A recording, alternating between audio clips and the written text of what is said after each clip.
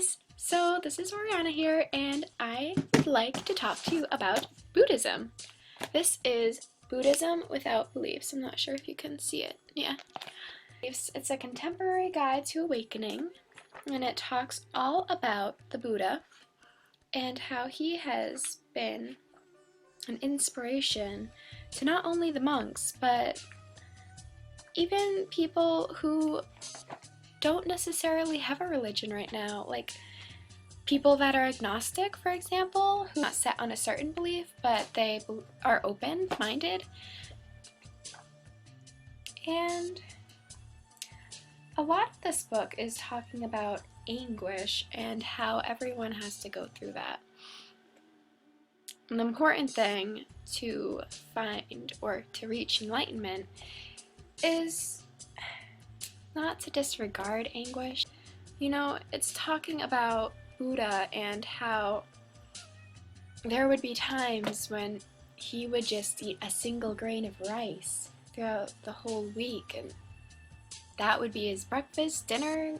You know, in a way it's torturing your body, but he did that so that he could get a better understanding of his own body, his inner self.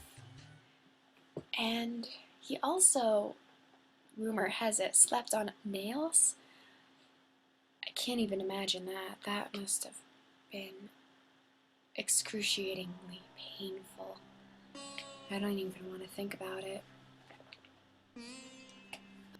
You already have a sense of enlightenment inside of you. Discover your inner self, and you can do that through meditation, writing poetry, reading stories, writing stories,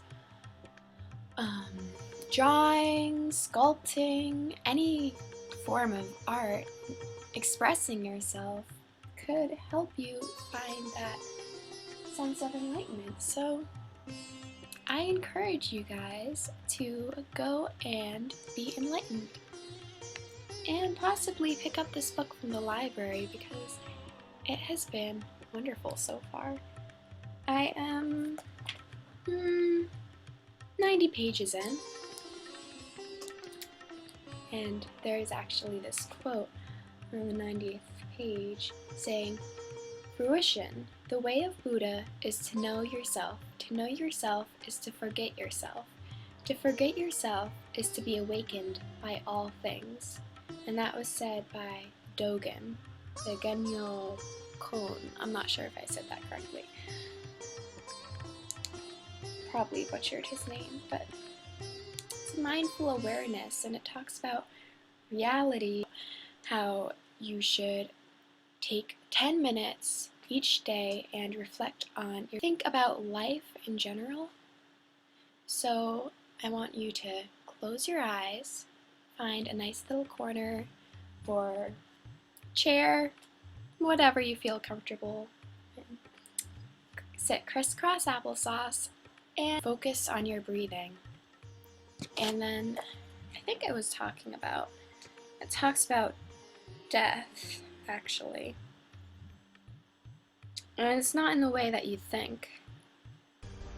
The problem is not that we lack resolve, but that it so often turns out misplaced. The meaning-laden feelings do not last. We resolve to become wealthy and famous only to discover in the end that such things are incapable of providing that permanent well-being we initially projected onto them. And it talks about our self-destructive nature and how we must step away from ourselves and take an outward glance at who we are and who everyone around us is. When you're passing, for example, a homeless person on the street,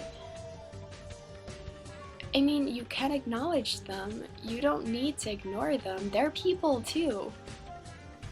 Sure, there is a fine line, and it can be dangerous to just talk to strangers, but no, you might find out that that person is really nice